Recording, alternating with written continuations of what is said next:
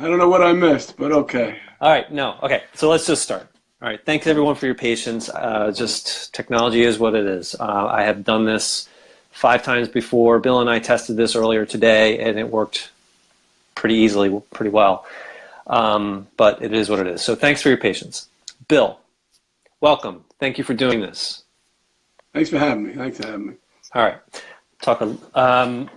And people, yeah, please tell us if you can hear us clearly. I'm sure you can hear me fine. Make sure that we can hear everybody. And yes, thanks to the viewers for sharing this around. Very grateful. Okay, so Bill, you have done some citizens' complaints in the past. That is how I know you. That's what I know you for. And now it seems that New Jersey wants to make this a lot more difficult. So we're going to get into. Go ahead. The net result of what they're doing is they're taking away the citizen's complaint as far as a process for bringing charges against a public official. There's 2 rules that they're proposing. And before we get into the rules, let's get into the law. The common law of the state of New Jersey, as opposed to the statutory law. And just so that I'm not talking over anybody's head, common law is law that was developed through case law and decisions and the jurisprudence of judges that abide by the precedent that was set before them. Statutory law is laws that are passed by the legislature, signed by the governor, and become law by statute. Under the common law, a citizen in the state of New Jersey has the absolute right to arrest and take into custody anybody who commits a crime that they have probable cause to believe occurred. Now, years ago, I think it was 1985, the legislature amended the statutory language to make it possible that you could arrest somebody for something less than a crime, a disorderly persons offense. So if somebody commits a disorderly persons offense in your presence, you can take them before a magistrate and have them charged. If somebody commits a crime, you don't even need to be present. You can bring them in. Now, the court rules were adapted so that people didn't have to take the drastic step of taking somebody into custody and physically arresting them. They created a process whereby you could go down to the municipal court, you could sign a criminal complaint, a judge would determine if there were probable cause, and if probable cause were existed, a summons would issue. Now, this working group on municipal court citizen complaints, which sprang up without notice to anybody, is recommending that if you want to bring a complaint against a public servant, a prosecutor, or a judicial nominee or a party boss, it has to be approved by the prosecutor before it goes anywhere, before a summons or complaint gets issued. And the prosecutor is an appointed position, isn't that right? Appointed by the governor has absolute control over who becomes prosecutor because of the attorney general. But yeah, it's usually senators from the county put names in. They usually, the going rate is 10 years salary. So if a judge is making $140,000 a year, the going rate to buy your judgeship in New Jersey is $1.4 million. Now that's not an outright quid pro quo. You have to spend 10 years donating and donating and donating to various campaigns, and then you get your job. It might be less than that. The market is fungible when it comes to judgeships. But to be clear, I mean, we're talking about you can't bring a charge against, like, the governor unless his appointee determines that it's something worthy of bringing forward. So right. You choose whether or not. If a judge finds probable cause, if a judge finds probable cause, at least now, under the current system, if a judge finds probable cause, a complaint issues, a summons issues, and the person officially becomes a defendant. What they're doing by changing this rule is making sure that people they care for never become defendants. You or I, we could be charged with a petty disorderly persons offense by anybody at any time, and we could be convicted. Or we could have the charge dismissed. I can't even charge somebody with a petty disorderly persons offense if they fit in this category of people who are going to be protected by the prosecutor's office. And a candidate for public office, a nominee for public office, a nominee for the office of judge, a prosecutor's office employee, an elected official. All of these people are now going to be in a special category where they can't be charged by citizens for even disorderly persons offense. And nobody can charge anybody with an indictable offense unless the prosecutor approves it under these rules.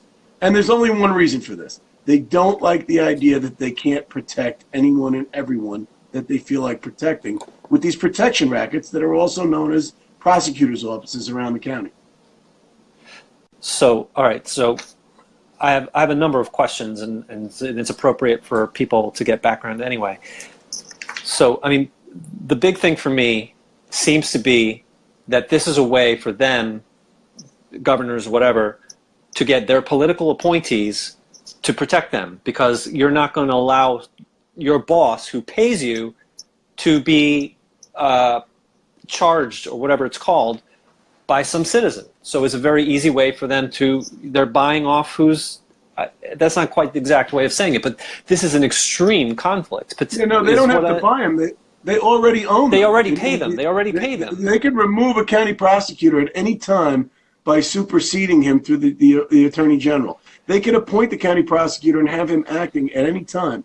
In the case of Chris Christie, the county prosecutor and the attorney general had to recuse themselves because they were both appointed by Chris Christie. And in my case, they made motions to the judge to have those charges dismissed, and the judge refused to grant their motions. The judge denied their motions to dismiss.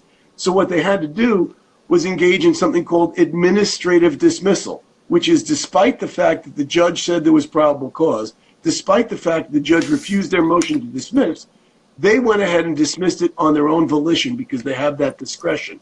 This would stop them from being in that uncomfortable position where they're dismissing charges against public officials, valid charges. Now the charge never issues. They just say, no, we don't approve of the charge. Even though anybody else would be a defendant, this person will never be a defendant. Right.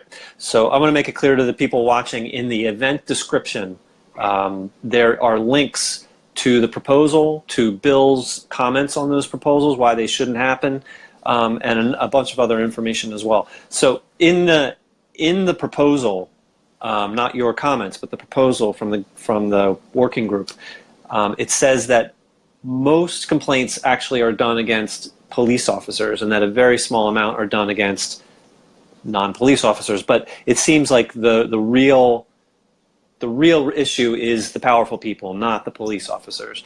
Yeah, no, it's got nothing to do with the police officers at all. Because remember, less than 1% of every municipal court case is a citizen-instigated complaint. So there's no horde of angry citizens out there complaining about government officials bringing charges. Less than 1%. And of those, they have an 80% success rate when probable cause is found.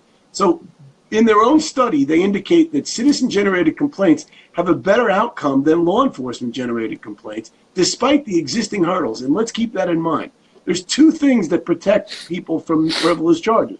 In the first case, you have a judge who screens for probable cause. So if I bring a case in and says, and I say Chris Christie killed Jimmy Hoffa and buried him in the Passaic River, then the judge will just dismiss it because I have no evidence of that. So Christie never becomes a defendant.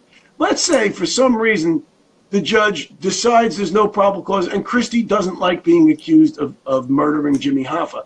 He can then sue Bill Brennan for malicious prosecution and cost me a lot of money. Because again, once probable cause is found, you're protected from a civil suit for malicious prosecution. If there's no finding of probable cause, you have no protection and you're subject to civil suit. So there's already protection in place with monetary damages in a civil suit. There's a screening process in place. And what gets through, 87% of them have a favorable outcome, which is a better outcome than law enforcement generated complaints. So what exactly are they trying to cure? What defect are they trying to remedy? What's going on here really? Well, what happened last year was Dirty David Sampson of the Port Authority of New York and New Jersey. He admitted that he extorted United Airlines for bribes, and then he was going to get sentenced to 1 year in jail. Except the jail term was going to be actually in his vacation home, where he was extorting United Airlines to fly him. So that was federally extortion and bribery, but under state law, it was official misconduct. I charged David Sampson, and David Sampson is very powerful. So they are doing exactly what they always do. They're changing the rules specifically to benefit a specific class of people that aren't us, that are so wealthy and so powerful that they have prosecutors running point for them, running protection rackets for them, so that they can say things like, I hope they dance to my tune a little harder, and that's not going on the agenda unless I get my flight. I mean, these are overt, brazen attacks on the public and on the integrity of our government, and they're basically with impunity getting away with it.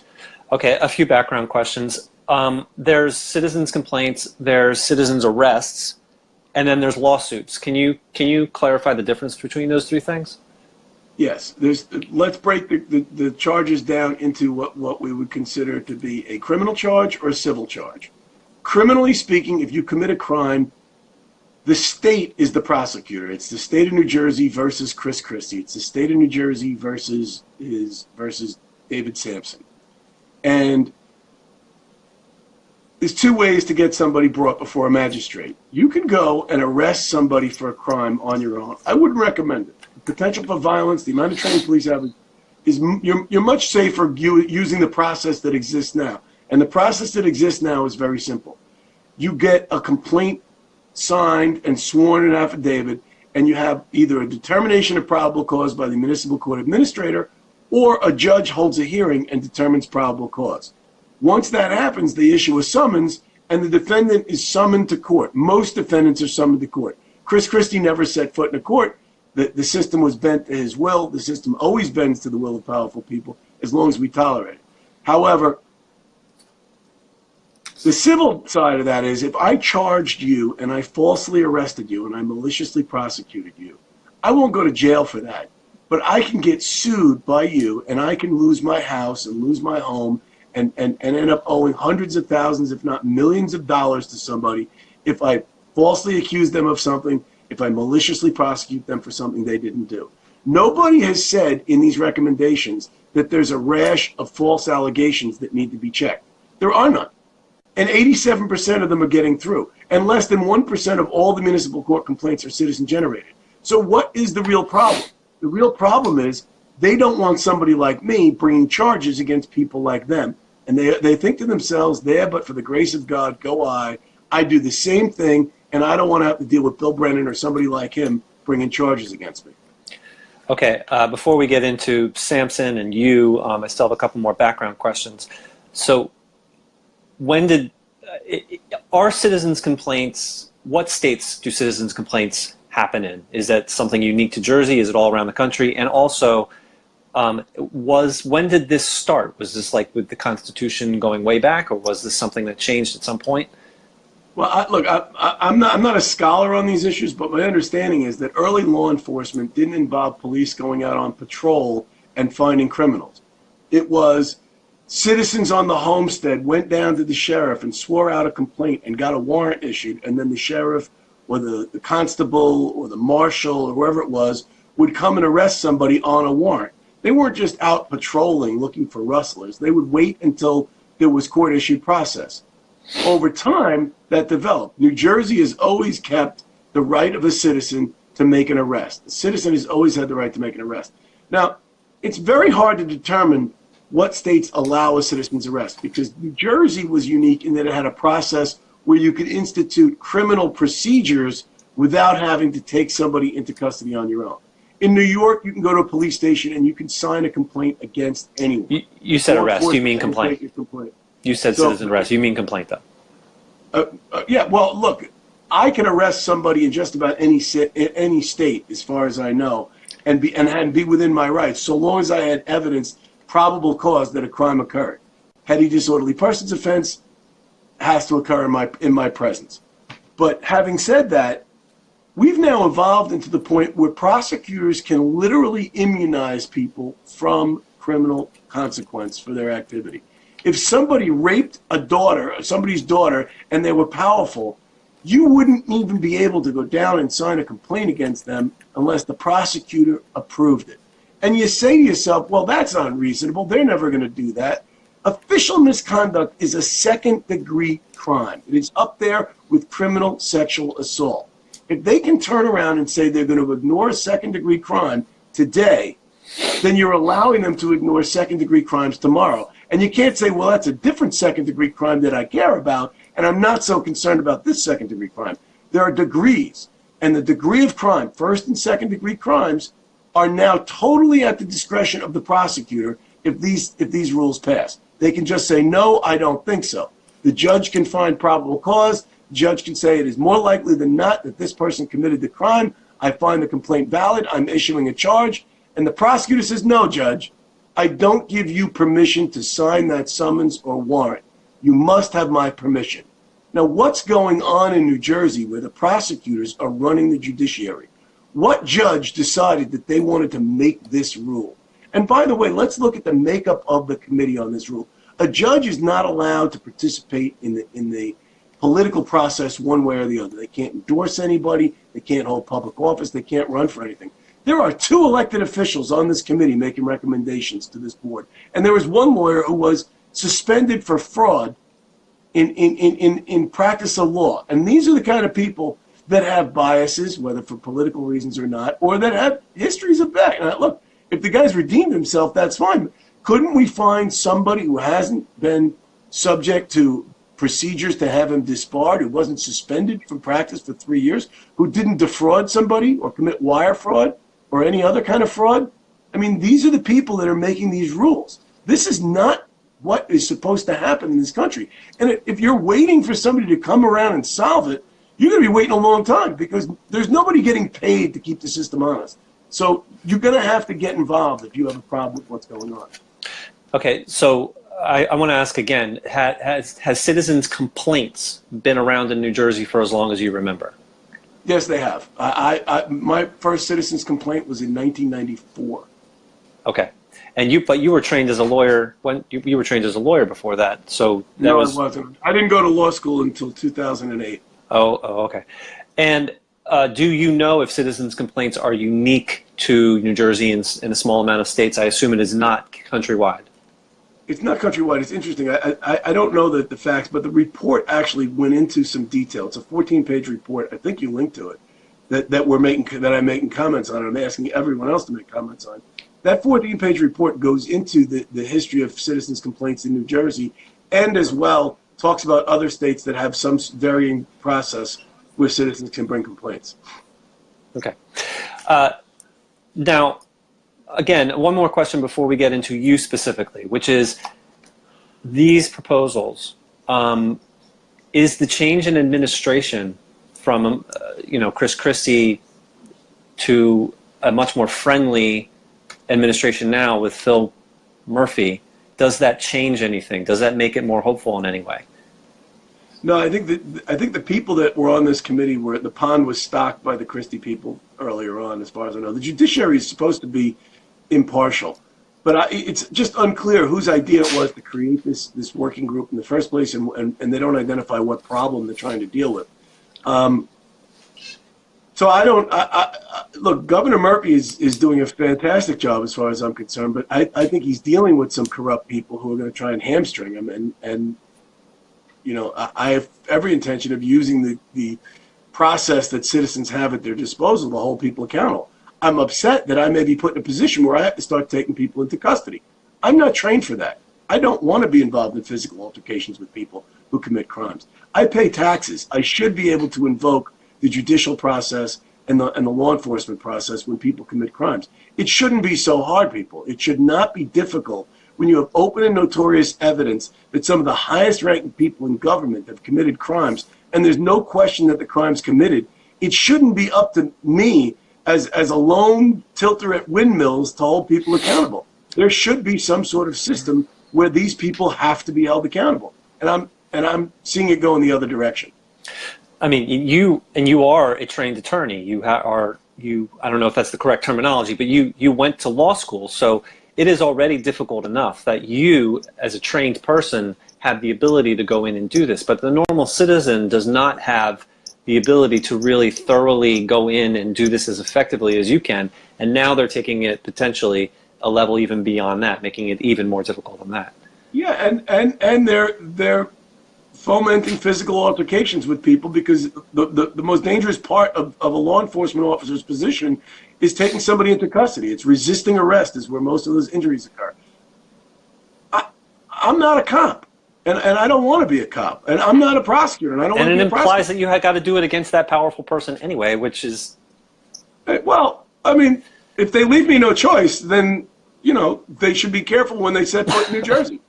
I mean, if they want it to come to that position, it'll come to that. all right. But Well, I'm asking the court to stand by the law.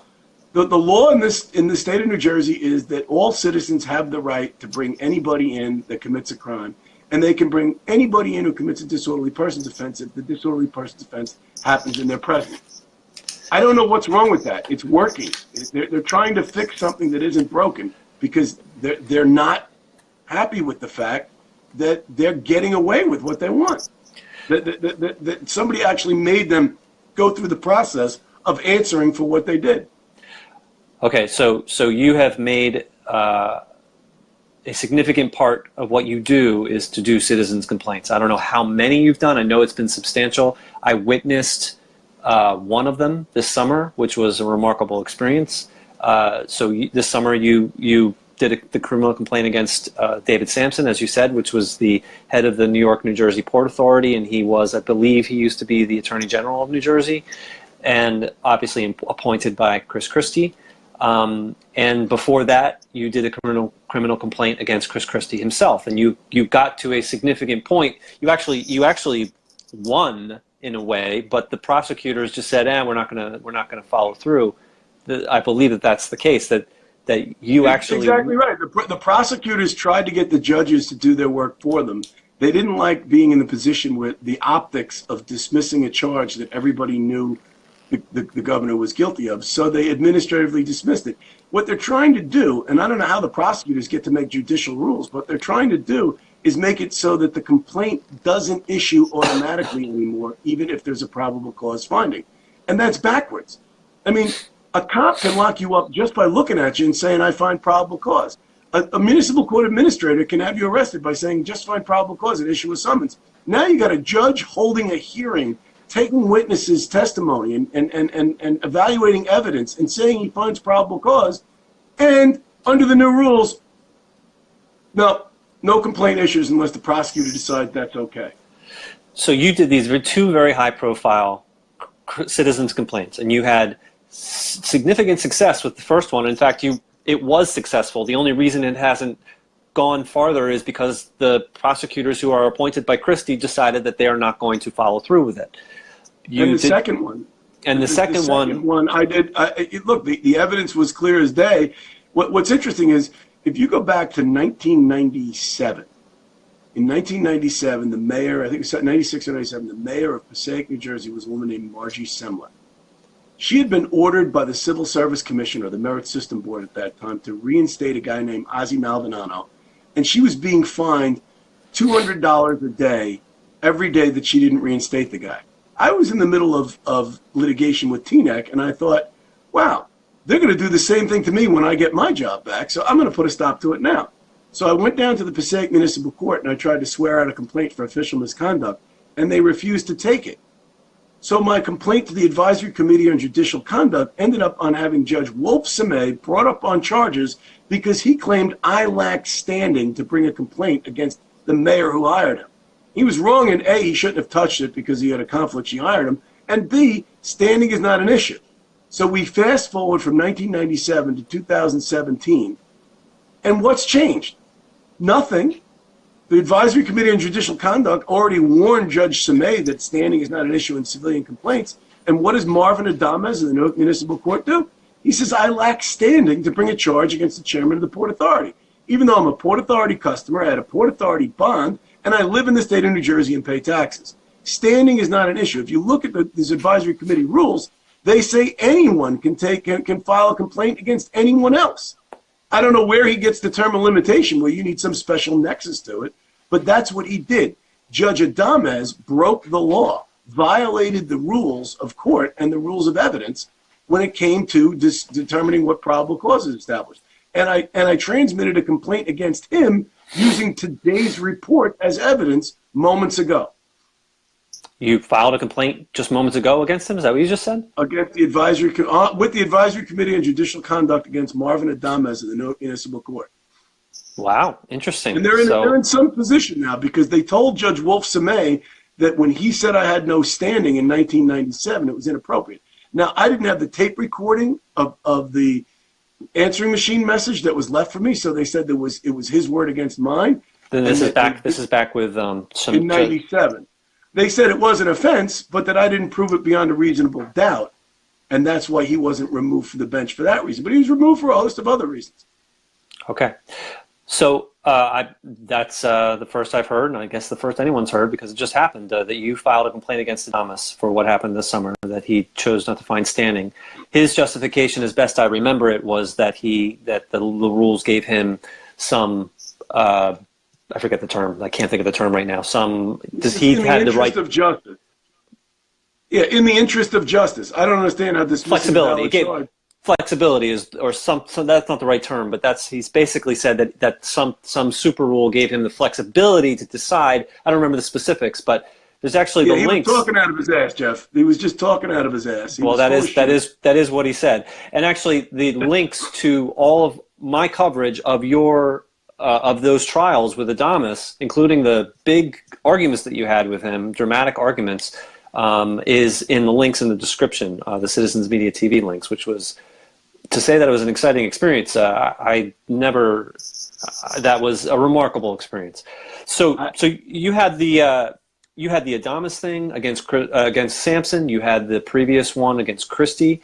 You've done. You had the one. I don't remember the town. I guess Parsippany. No, that's not the right town. But there was another one more recently. Town, yeah. Okay. Parsippany was there, and then there was the township of Teaneck, the municipal clerk, where the courts are so quick to protect litigants who have connections.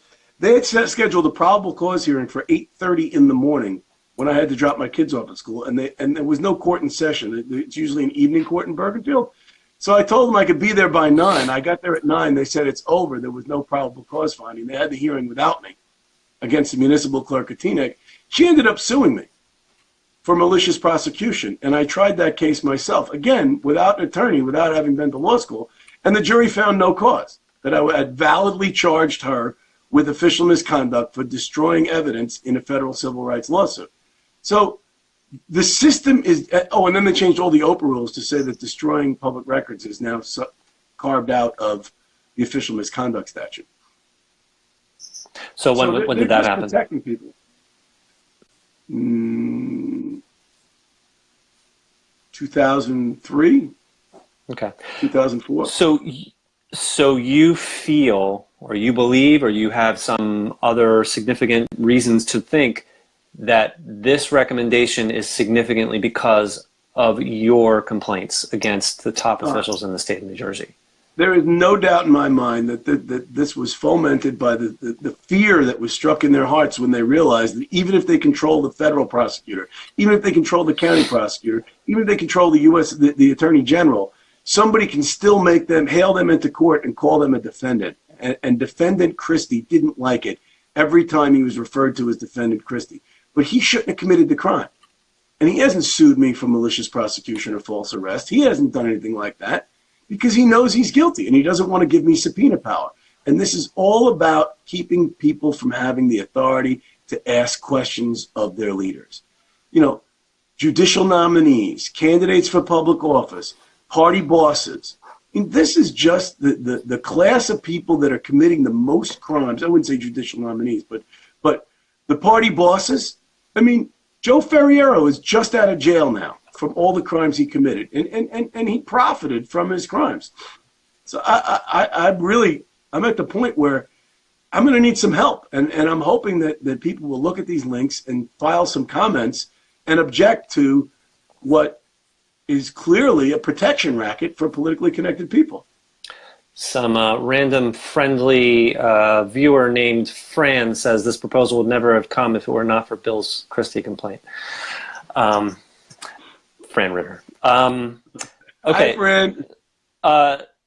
Okay. So yes. There are. Let's see. Bergen County prosecutor. I can't read this. Who refused to charge Christie was appointed New Jersey Attorney General. Is that protection for the governor? Let me read that again. So it's Tyrone says, Bergen County Prosecutor Gruwal who refused to charge Christie was appointed to New Jersey Attorney General. Is that protection for the governor? Does that make sense? Okay. Well, all right. It makes sense in that at the time, remember, Molinelli was replaced by Graywall, or Garrawal. Gerber Getterwall was the Bergen County prosecutor at all times relevant to my criminal charge against Chris Christie. He recused himself, and his first assistant then administratively dismissed the charge against Christie. Thereafter, Mr. Graywall was appointed to the Attorney General's office. He's the highest ranking law enforcement officer in the state of New Jersey right now. I don't know. Hi, Fran.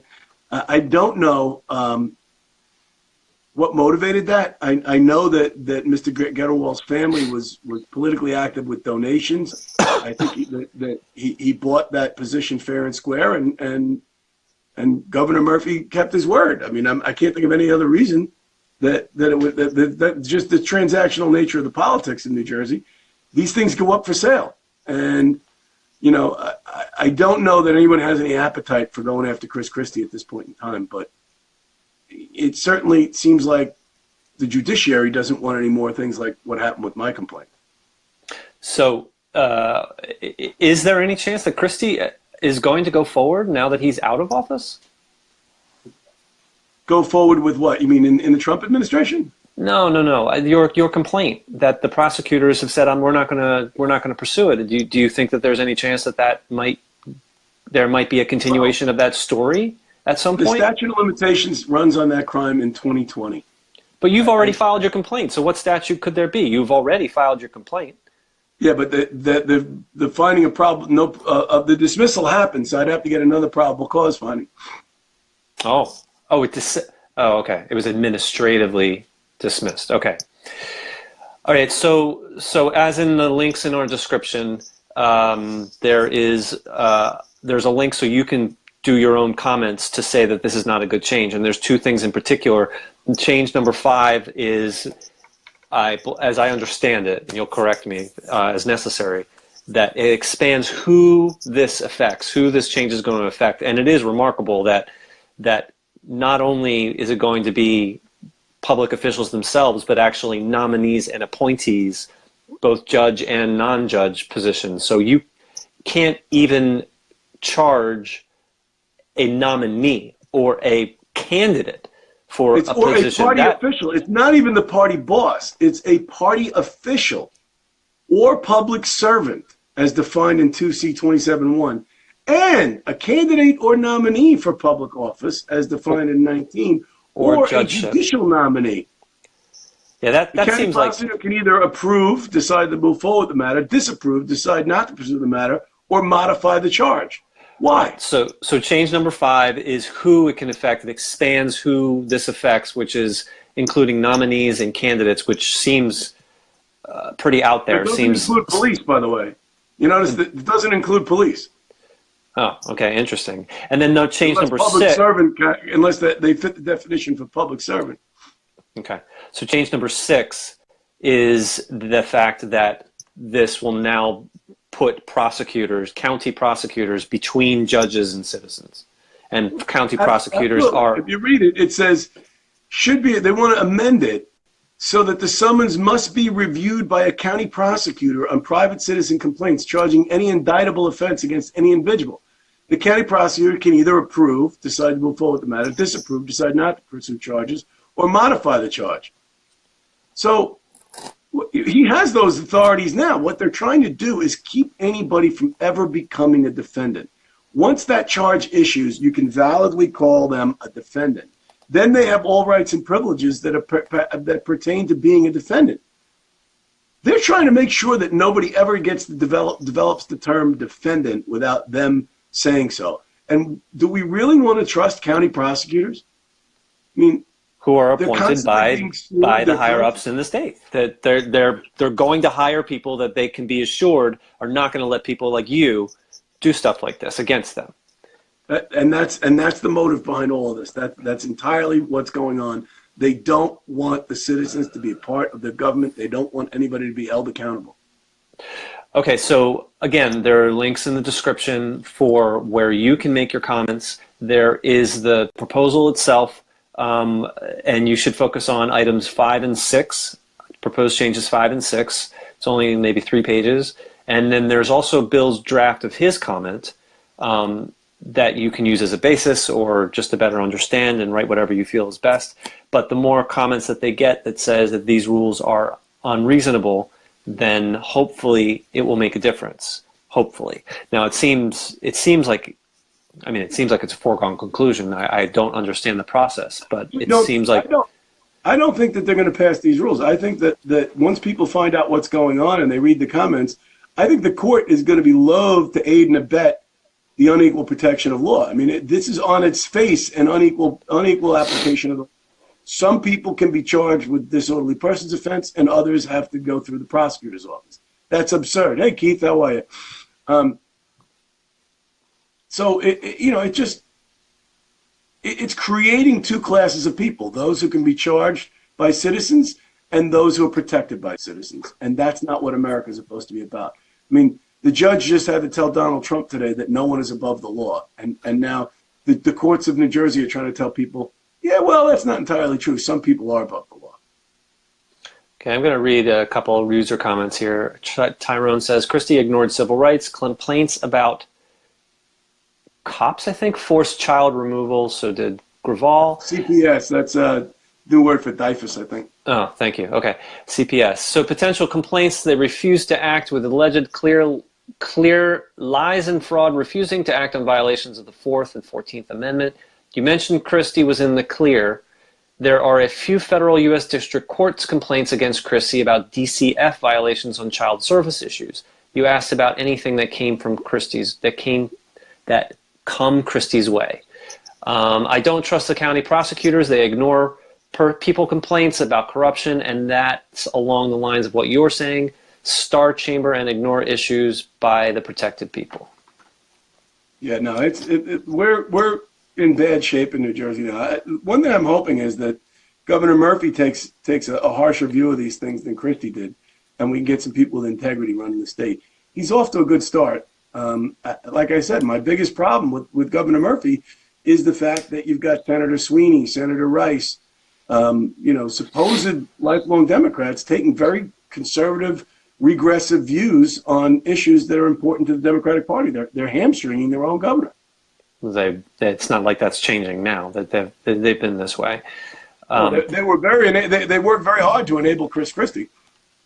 Well, okay, so let me take why don't you wrap up what you are sort of looking for people, or what recommendations you might have for them, or just encouragement as far as wrapping up, people commenting to try and stop this. And then I have an unrelated question for you.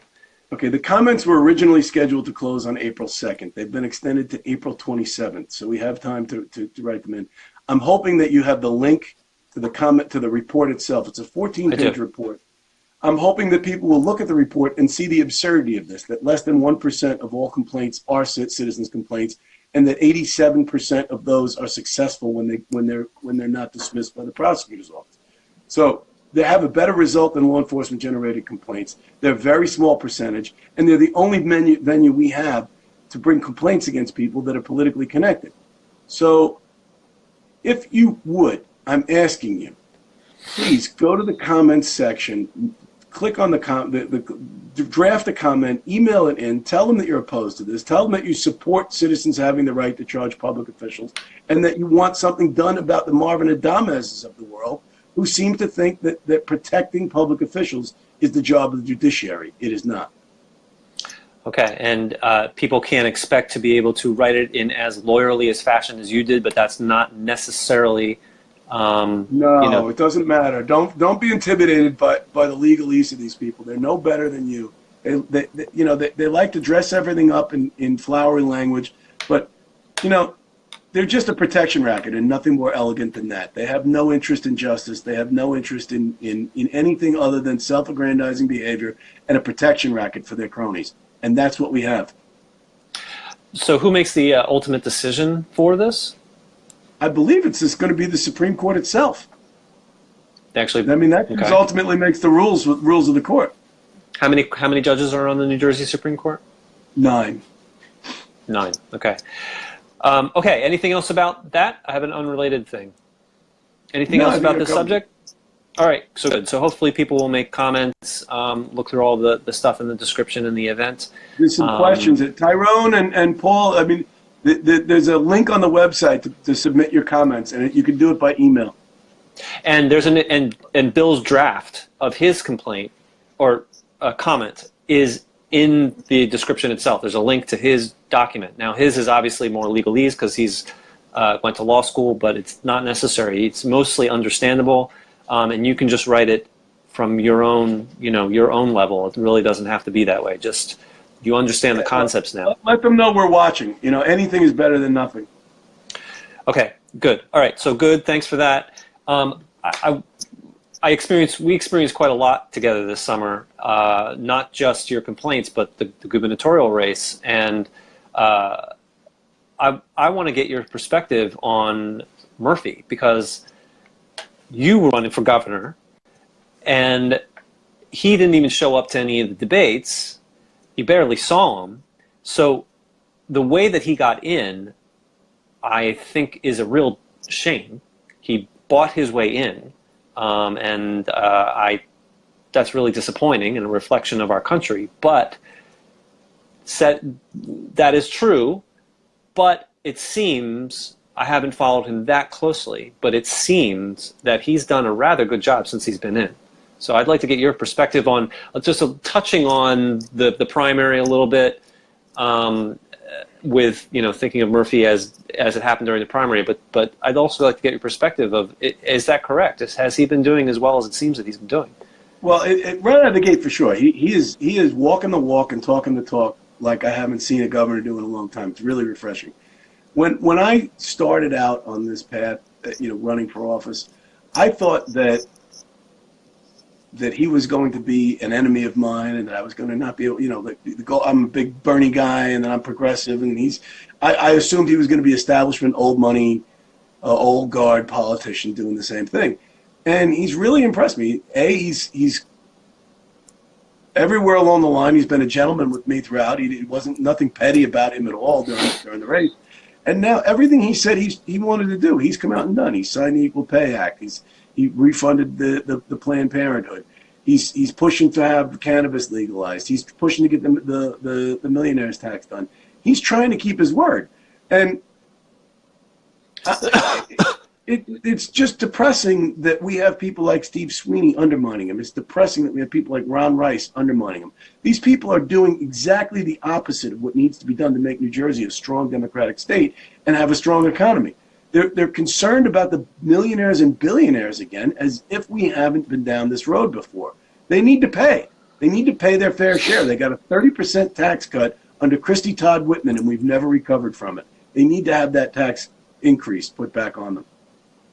Yeah, the tax increase, aside from the millionaire tax, the tax increases that he just proposed, I don't recall exactly what they are, but my impression is that it is really not going to affect most people in New Jersey, that they were very sort of specialized kinds of taxes. So I guess it's the beginning of tax. When you look at the sales tax that went down as part of the gas tax deal that Christie had, Christie made a deal that raised the gas tax by 23 cents a gallon. He got two things out of that. One, he got rid of the estate tax for people with estates worth more than $5 million. Now you can inherit $150 billion and not pay any tax on it. So he blew a hole in our budget with that, by holding us hostage for the gas tax. And then he cut the sales tax by a fraction of a percent. I didn't notice the sales tax change in my life since that tax cut went into effect, but that's what Christie did. He gave us, instead of 7%, it's 6.8 something percent. Like, you can't even count that money. So yeah, it was just his political campaign for president that set our policy. It had nothing to do with good monetary policy. Nothing to do with fixing our economy. Nothing to do with getting New Jersey back on a track again. Everything to do with putting on a show so that Chris Christie could get in the White House one way or the other.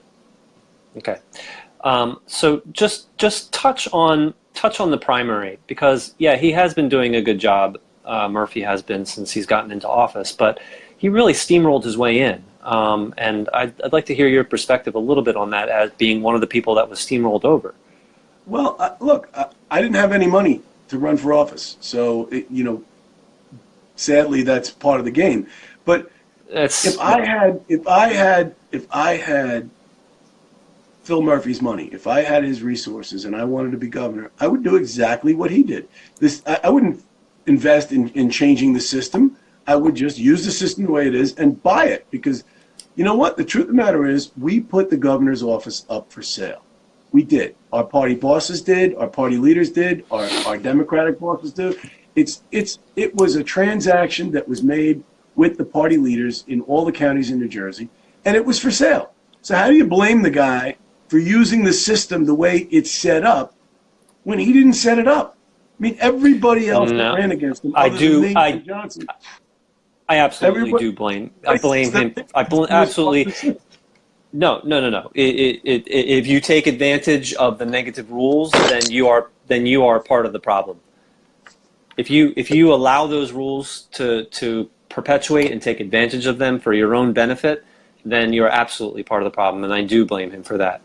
Whatever, he has done what seems to be a rather good job since he's gotten in, but no, as far as I'm concerned, he took advantage and steamrolled over some excellent candidates in order to get into office. And not only did he use his money, but he did not show up to 90% of the debates and so on because of that hubris.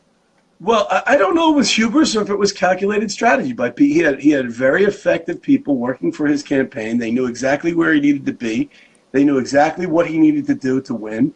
And they worked their plan, and they planned their work. Look, they didn't do anything illegal. They didn't commit No, of course not. The rules are unjust, but they are rules. Of course not, because, I mean, you've got people like Guadagno who did illegal things. You got people like Chris Christie who did illegal things. They are criminals that are running around in office right now that have done illegal things. And to say, hey, I'm a multimillionaire and I want to be governor, and where can I buy a governorship? Jersey's selling one. Shame on us for selling it. Shame on New Jersey for selling it. I wouldn't say shame on the person who bought it. All right, fair enough. I didn't say it then either. Fair enough. Hopefully we can have a follow-up with this panel idea that we're having now, especially since it's extended. It was April 2nd for comments to be submitted. Now it's April 27th, I believe. Right, we got some time. Right, so it may be nice to have that idea that you were suggesting to get a panel of people together to follow up on this. It was a real adventure with you this summer, and the spring and summer, with the gubernatorial race, and particularly with the hearings, your complaint against Sampson, the debate was an experience I have never had and probably never will have again. And thank you. Me either. I mean, that was such an amazing experience to have a protest debate with 4 significant candidates, 2 Republican, 2 Democrat, right outside of Murphy and who Lesniak and Wisniewski, and that was a really incredible experience, stuff I'd never experienced before. So thank you for bringing me on board, letting me be part of that. I guess that's it. I guess, All right. Well, hopefully people. I hope we've educated a couple of people, and I hope we can do more between now and the 27th. Excellent. Thank you, Bill. Appreciate sharing all this with us, and hopefully people will make some comments, and hopefully we can get this stopped. Thanks, Jeff. Appreciate it. Good night. Good night. Bye.